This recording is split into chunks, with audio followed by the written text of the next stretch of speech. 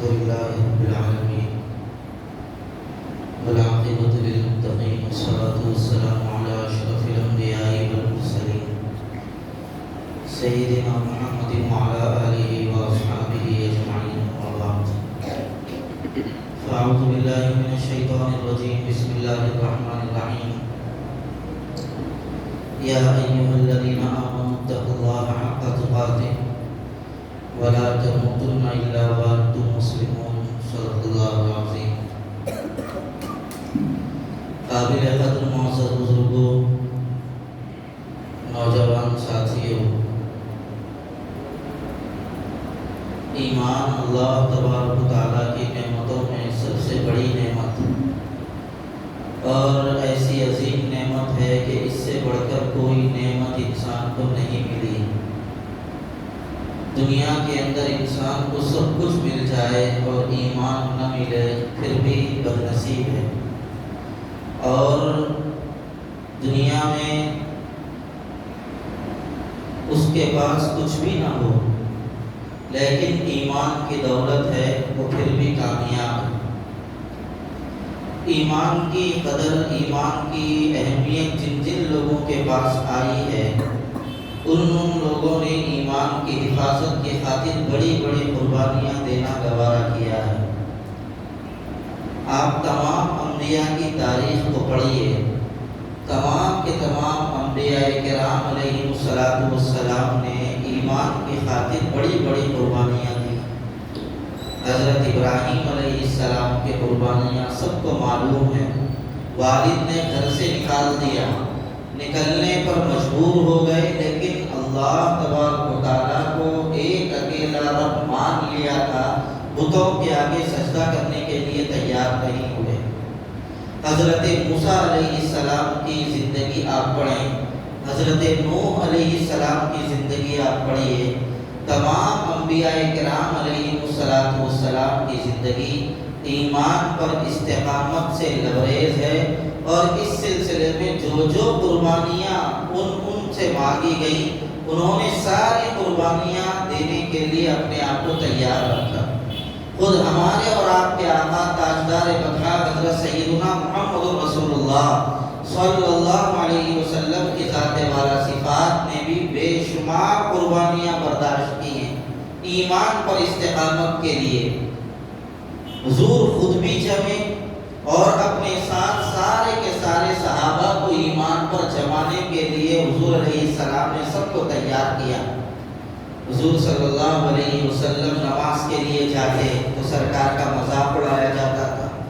سرکار عالم صلی اللہ علیہ وسلم نماز پڑھتے تو اونٹ کی اوجڑی حضور کے اوپر ڈال دی گئی، حضور سے ناجائز مطالبات کیے گئے. حضور علیہ السلام کو شعبہ ابی طالب کے اندر قید کر دیا گیا. کوئی سرکار سے کچھ خرید نہیں سکتا تھا، کوئی سرکار سے کوئی معاملہ نہیں کر سکتا تھا، بلکہ اتنی زیادہ تنگی کا وہ دور تھا چھوٹے بچے دودھ کی وجہ سے تڑپ رہے تھے. مسلمان درختوں کی چھالیں اور پتے کھانے پر مجبور ہو گئے تھے. کس لیے؟ ایمان پر جمنے کے لیے، اسلام پر استقامت کے لیے، ایسے قربانیاں دینے کے لیے تیار ہو گئے. حضرت بلال رضی اللہ تعالیٰ عنہ کا واقعہ کس کو معلوم نہیں؟ حضرت بلال رضی اللہ تعالیٰ عنہ کو بے شمار تکلیفیں دی جاتی تھی، کوڑے مارے جاتے تھے، مکے کی چلچلاتی دھوپ میں ان کو لٹا کر ان کے سینے پر وزنی پتھر رکھ کر ان پر کوڑے برسائے جاتے تھے، مگر ان کی زبان سے ہر وقت سوائے احد کے کچھ نہیں نکلتا تھا. اللہ ایک ہے، اللہ ایک ہے. جب میں نے اللہ کو اپنا رب مان لیا ہے اور رسول اللہ صلی اللہ علیہ وسلم کو اپنا پیغمبر مان لیا ہے تو مجھے کسی چیز کی ضرورت نہیں رہی. حضرت خباب بن الارت رضی اللہ تعالیٰ عنہ ان کو بھی بہت زیادہ تکلیفیں دی گئی. خود حضرت عمر رضی اللہ تعالیٰ عنہ نے ان کو مارا تھا اسلام سے پہلے. حضرت عمر کی بہن کو حضرت عمر نے مارا تھا اسلام لانے سے پہلے. حضرت عمر کی بہن نے کہا تھا عمر ہم اسلام پر جم چکے ہیں، اللہ کو ایک مان لیا ہے اور محمد رسول اللہ کو اپنا رسول تسلیم کر لیا ہے، اگر تو ہمیں مارنا چاہتا ہے مار لے،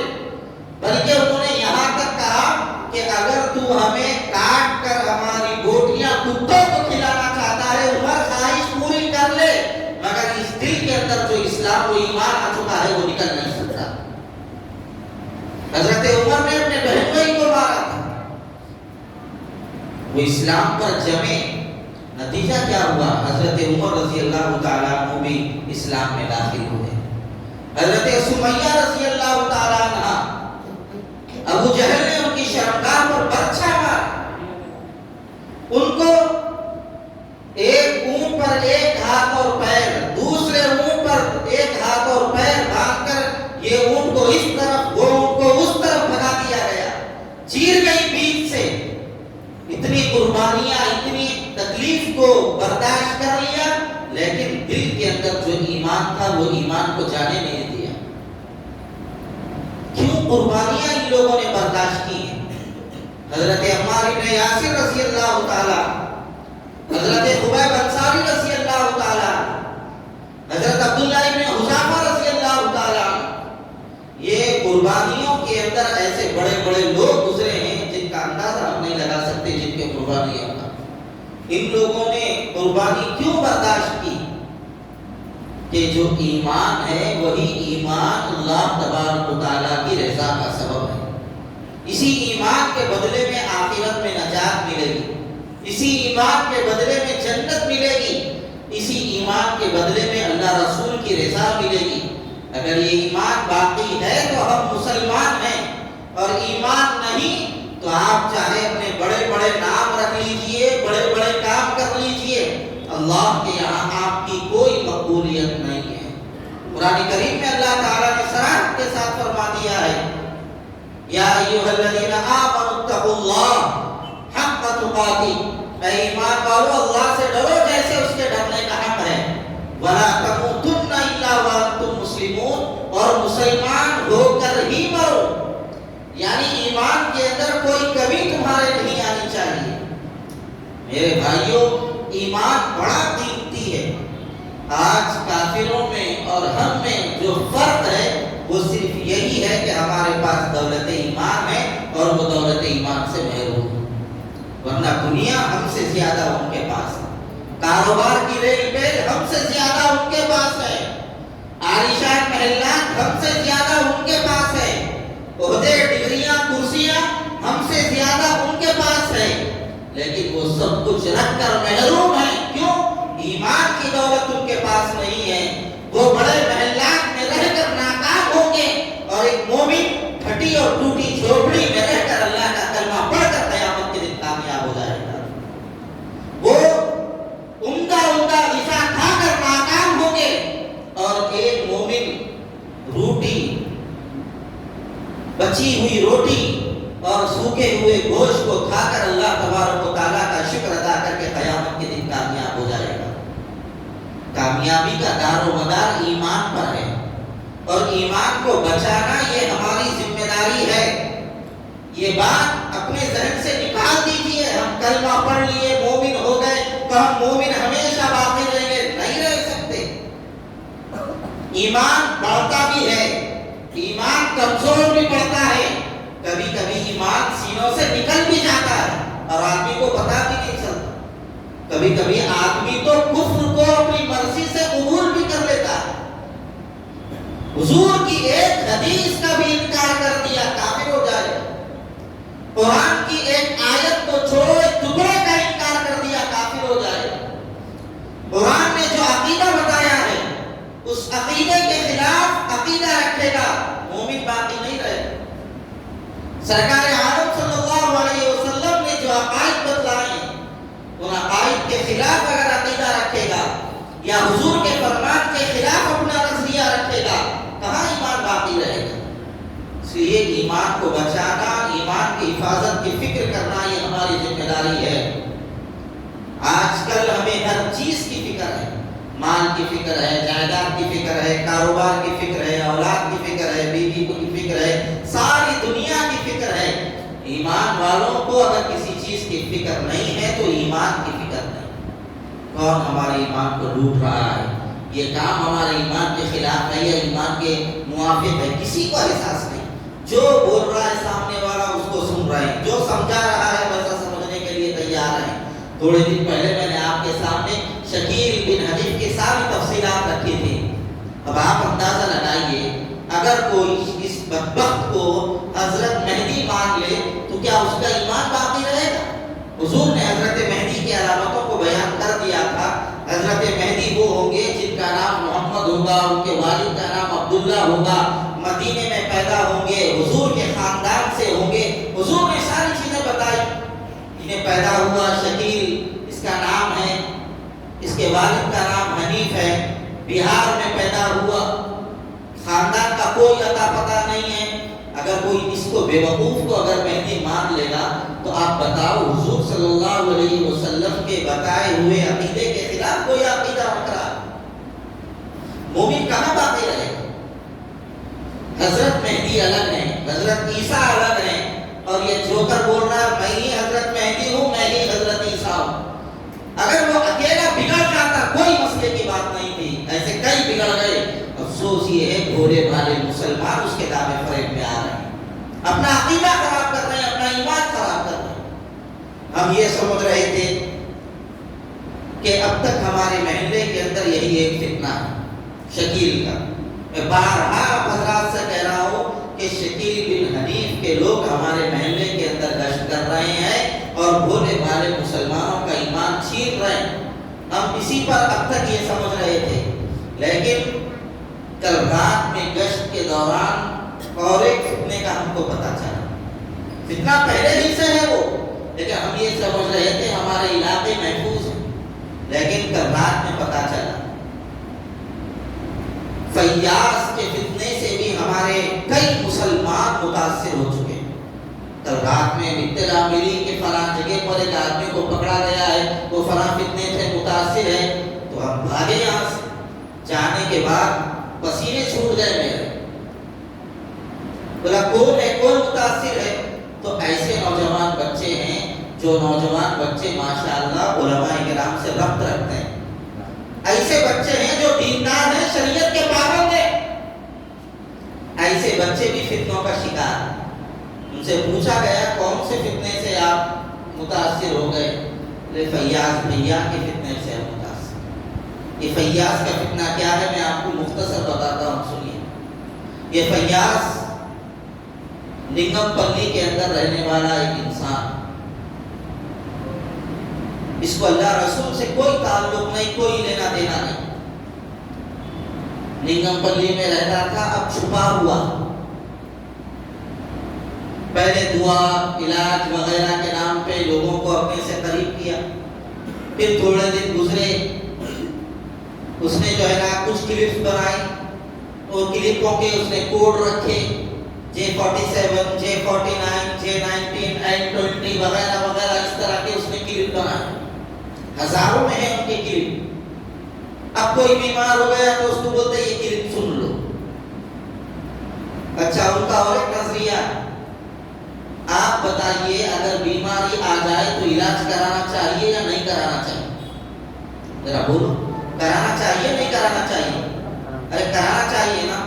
سرکار عالم صلی اللہ علیہ وسلم سے زیادہ عقیدہ اور پختہ ایمان رکھنے والا کوئی دنیا میں آیا ہے؟ کوئی نہیں آیا. حضور علیہ السلام کی طبیعت خراب ہوئی تو سرکار نے بھی علاج کرایا ہے.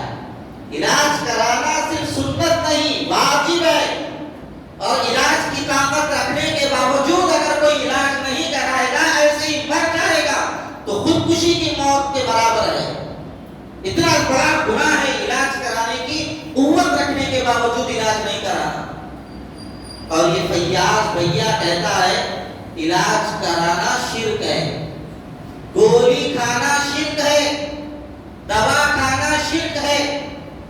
دوا کھائیں گے آپ کا ایمان خراب ہو جائے گا. کیا کرنا؟ قرآن سنو. دکھنے میں ایک ایمان والے کو یہ چیز اتنی اچھی دکھتی ہے کہ قرآن سے علاج کرو بول رہے، کوئی برا تھوڑی بول رہے. لیکن کیا حضور علیہ السلام نے صرف قرآن پر اکتفا کیا؟ قرآن تو حضور کے صدقے میں ہم کو ملا ہے. قرآن تو نازل ہوا تھا حضور صلی اللہ علیہ وسلم پر. تو کیا حضور اکرم صلی اللہ علیہ وسلم صرف قرآن پڑھ کے خاموش بیٹھ جاتے تھے؟ سرکار نے علاج کرایا ہے تو پتہ یہ چلا جو سرکار کا طریقہ ہے اسے ہمیں اختیار کرنا چاہیے. اور آپ کو سن کر حیرت ہوگی، علاج مت کرا. اچھا وہی سننا جو انہوں بولے، انہوں ڈائریکٹ نہیں بولتے، ان کے چہرے انہوں جو بولے وہ سننا، پھر اس کے بعد یہ سنو وہ سنو یہ سنو، آدمی آدھا پاگل ہو جاتا اس کو. اچھا کہاں سننا صاحب؟ خالی ٹیلی گرام پہ سننا. واٹس ایپ پہ بھیج دو، نہیں واٹس ایپ پہ نہیں بھی جا سکتے، خالی ٹیلی گرام پہ سننا. اور ان کا بکوا ایک بکوا جو ہے نا 1.5 گھنٹے کا 2 گھنٹے کا 4 گھنٹے کا ہے، لگا لینا سننے نا، خالی سننا، بیوقوفوں کے ایسا پاگلوں کے ایسا لگا لے کے بیٹھ جانا. کئی ہمارے لوگ ایسے متاثر ہو گئے. کل ہم جس نوجوان سے ملاقات ہوئی ان سے پوچھا کیا ہو رہا ہے، تو بولے علاج ہم لوگ نہیں کرا رہے ہیں. آپ کو سن کر حیرت ہوگی، مہندی کالونی کے اندر ایک صاحب ہیں دیندار، ان کی نوجوان بچی کا انتقال ہو گیا. ان سے ملاقات کرنے کے بعد ان سے کہا گیا کہ آپ کی جوان بچی کا انتقال ہو گیا ہے، آپ کا اوپر جو درد ہے ہم اس کا اندازہ نہیں لگا سکتے. تو بولے کوئی بھی درد نہیں ہے، میرے کو کوئی بھی افسوس نہیں، میری بچی شہید ہو گئی. بولے وہ کیسے شہید ہوئی؟ ہم قرآن سے علاج کرا رہے تھے فیاض بھیا کے ذریعے سے، اور انہوں نے کہا کہ اس علاج کے دوران جتنی بھی تکلیفیں تم کو آئیں گی تو ایسی صورت میں سمجھ لو تمہارے گناہ اندر سے نکل رہے ہیں، تمہاری پاکیزگی ہو رہی ہے، لہذا اسی میں اگر تم مر جاؤ گے تو تم شہید ہو جاؤ. لہذا میری بچی شہید ہو گئی، میرے کو کوئی افسوس نہیں. آپ اندازہ لگائیے اپنے ہاتھوں سے لوگ اپنی اولاد کو مار رہے ہیں، اور یہ سمجھ رہے ہیں ہمارے مسلمانوں کا ایک بڑا طبقہ یہ دین ہے، یہ ایمان ہے، یہ شریعت ہے. چھوٹی بچی 1.5 سال کی بچی، اس کا کوئی گناہ ہوتا ہے؟ 2 سال کی بچی کا کوئی گناہ ہے؟ یہ بچیاں گناہوں سے پاک، جب تک بالغ نہ ہوئی ہوتے ان کا کوئی گناہ نہیں ہوتا. تو کل رات کی بات میں آپ کو بتا رہا ہوں، صابر نگر کالونی کے اندر ہم نے جس نوجوان سے ملاقات ہوئی، جس کے گھر والے متاثر ہیں، تو ان سے ملاقات ہوئی تو کہہ رہے ہیں کہ میری بچی پاکیزگی میں چل رہی، میں گولیاں نہیں کھلاتی میری بچی. چھوٹی بچی کیا کہے گا گناہ صاحب؟ 2 سال کی بچی، اس کے اوپر کیا گناہ ہے؟ اس کے گناہ دھڑ رہے ہیں. غیر محسوس طریقے پر اس وقت مسلمانوں کو جو جیسا سمجھا رہا ہے، مسلمان ان کے دامے فریب میں آ رہے ہیں، اور جو جیسا سمجھایا، جو جدھر لے کے جا رہا مسلمان ادھر جانے کے لیے تیار ہے. حق کیا ہے، ناحق کیا ہے، باطل کیا ہے، صحیح کیا ہے، غلط کیا ہے، کوئی احساس نہیں رہا مسلمانوں. جھگڑ لڑائیوں کے اندر لوگ سلام پڑھتے ہیں، فاتحہ دلاتے ہیں، جماعت میں جاتے ہیں، اہل حدیث ہے، یہ جھگڑ لڑائیوں کے اندر مصروف ہے. ہم آپ سے کہہ رہے ہیں، میں بار بار آپ سے کہتا ہوں، آپ کا جو مسلک ہے آپ اپنے مسلک کو جیب میں رکھو. آپ کا مسلک آپ کو مبارک. عقیدہ محفوظ ہے تو آپ کا مسلک محفوظ رہے گا، عقیدہ محفوظ نہیں تو آپ کا مسلک بھی محفوظ نہیں ہے. آپ کا عقیدہ ہی نہیں ہے تو آپ فاتحہ دلا کے کیا کرو گے؟ آپ کے پاس عقیدہ ہی محفوظ نہیں ہے، آپ جماعت میں جا کے کیا کرو گے؟ آپ کا عقیدہ ہی محفوظ نہیں ہے، آپ رفع الیدین کر کے کیا کرو گے؟ عقیدہ محفوظ ہے تو آپ کے فاتحہ قبول، آپ کی جماعت میں جانا قبول، آپ کا رفع الیدین کرنا قبول، اہل حدیث بننا قبول، سب قبول. عقیدہ ہی خراب ہو گیا تو پھر ایسی صورت کے اندر آپ کا کوئی عمل اللہ کے پاس قبول نہیں. عقیدہ پختہ ہونا چاہیے ایک مومن کامل کا. اس لیے ایسے فتنوں کے دور میں ایمان کی حفاظت کی فکر کرنا یہ ہماری ذمہ داری ہے. حضور اکرم سرکار عالم صلی اللہ علیہ وسلم نے فرمایا قیامت کے قریب ایک ایسا زمانہ آئے گا جس طرح آسمان سے بارش کے قطرے ٹپکتے ہیں بارش کے دوران، ایسے ہی فتنے روز بروز وقفے سے جنم لیتے چلے جائیں گے. آدمی صبح میں مومن ہوگا تو شام ہونے تک کافر ہو جائے گا، شام میں مومن رہے گا تو صبح ہونے تک کافر ہو جائے گا. یبیع دینہ بعرض طویل، حضور صلی اللہ بعرض قلیل، حضور علیہ السلام نے فرمایا آدمی اپنے ایمان کو تھوڑے تھوڑے عوض میں بیچ دے گا. کوئی عہدوں کی چکر میں، کوئی کرسیوں کی چکر میں، کوئی منصبوں کی چکر میں، کوئی پیسوں کی چکر میں اپنے ایمان کو بیچ دے گا. ہمارے حضرت مولانا شاہ جمال الرحمان صاحب دامت برکاتہ نے ایک واقعہ سنایا. ایک گاؤں کے اندر ایک بڑھیا عورت تھی، اس کا انتقال ہو گیا، اس کو نہلایا گیا، کفن پہنایا گیا، اس کے جنازے کو اٹھا کر مسجد تک لایا گیا. جب نماز جنازہ کے لیے صفیں بنائی گئی تو کچھ لوگ آئے اور وہ لوگ آ کر کہنے لگے یہ بوڑھی عورت مری ہے، اس کا نام کیا ہے؟ فلاں نام ہے، اس کے والد کا یہ نام ہے، ہاں یہ نام ہے، یہاں رہتی تھی، ہاں یہی رہتی تھی. تو کہا یہ عورت عیسائی ہے، مسلمان نہیں ہے. بولے وہ کیسا پوری زندگی مسلمان بن کے گزری ہے، اس کی آبا اولاد مسلمان ابھی بھی ہے، تو یہ عیسائی کیسے ہو گئی؟ تو پتا چلا اس عورت کو 5,000 روپے کی ضرورت تھی، اس کو کوئی قرض دینے کے لیے تیار نہیں ہوا، تو یہ عورت 5,000 روپے کے لیے عیسائی مذہب قبول کر لیا تھا۔ ہم نے اس کو 5,000 روپے دیا تھا اور اس نے اس وقت اس کاغذ پہ دستخط کیا تھا اور عیسائی بننے کے لیے تیار ہو گئی تھی۔ دیکھو یہ اس کے کاغذات ہیں، یہ دستخط ہے۔ جنازے کو اٹھایا، نماز پڑھنے بھی نہیں دیا، لے جا کے عیسائیوں کے قبرستان میں دفن کر دیا۔ ایمان بڑا قیمتی ہے میرے بھائیوں، ایمان بہت قیمتی ہے۔ ہمیں آج ایمان کی فکر نہیں ہے، ایمان کی فکر نہیں ہے، کاروبار کی فکر ہے، مال و دولت کی فکر ہے۔ ہفتہ اور اتوار کے دن کل اور پرسوں جامع مسجد، بڑی مسجد جلد شہیدان کے اندر ایک اجتماع رکھا گیا ہے، اسی ایمان کو بچانے کے لیے، ایمان کی فکر کرنے کے لیے۔ باطل فرقے کیسے کیسے ہمارے ایمان کو لوٹ رہے ہیں، کیسے کیسے بہانوں کے ذریعے ہم سے ہمارا ایمان چھین رہے ہیں۔ وہاں پر آپ کو کسی مسلک کی دعوت نہیں دی جائے گی، وہاں پر آپ کو صرف اور صرف باطل فرقوں کی مکاریوں کو بتایا جائے گا، اس طریقے سے کہ آپ کے ایمان کو یہ لوگ لوٹتے ہیں، ایسا ایسا بہانہ بنا بنا کر تمہارے ایمان کو لوٹ رہے ہیں، وہ وہاں پر بتایا جانے والا ہے۔ تو جب اس کی دعوت دینے کے لیے، اس اجتماع کی دعوت دینے کے لیے پورے محلے کے علماء ایک ساتھ مل کر گئے، تو کسی نے سنا کسی نے نہیں سنا۔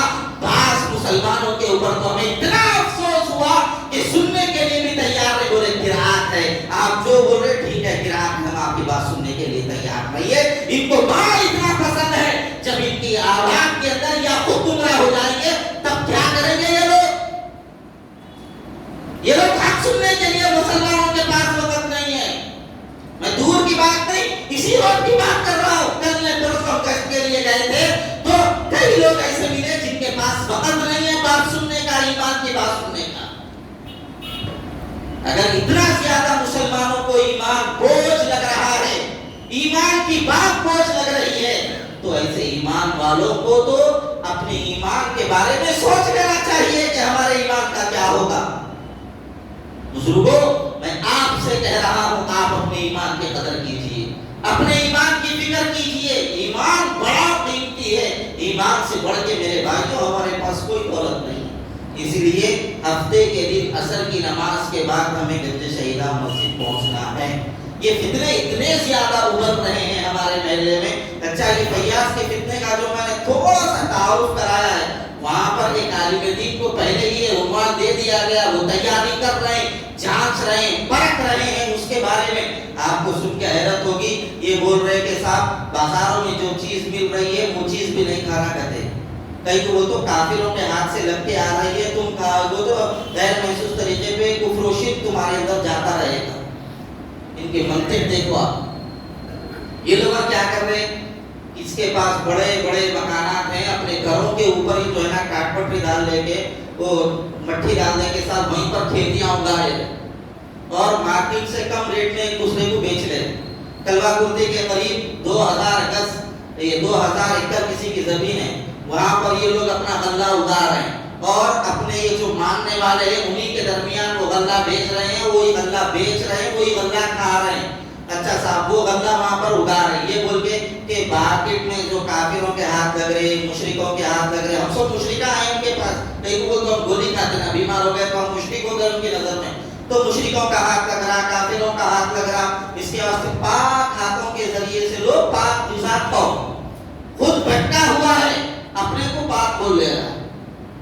ایک بہت عجیب و غریب مثالیں ان کے بارے میں دی جا سکتی ہیں، لیکن ہم کیا بتائیں، اللہ ہی رحم کرے۔ اچھا، وہاں پر جانے کے بعد دیکھا گیا تو پتا چلا ان کے کھیت کے اندر پانی چھوڑنے والے پورے کے پورے ہندو ہیں، غیر مسلمان ہیں۔ اب وہ کون سے بات آتا ہے صاحب، اب اندازہ لگائیے، جو میل میں آپ چاول بنا رہے ہیں وہ میل غیر مسلم کی ہے، وہ کون سا بات ہو گیا، سب دھوکہ ہے۔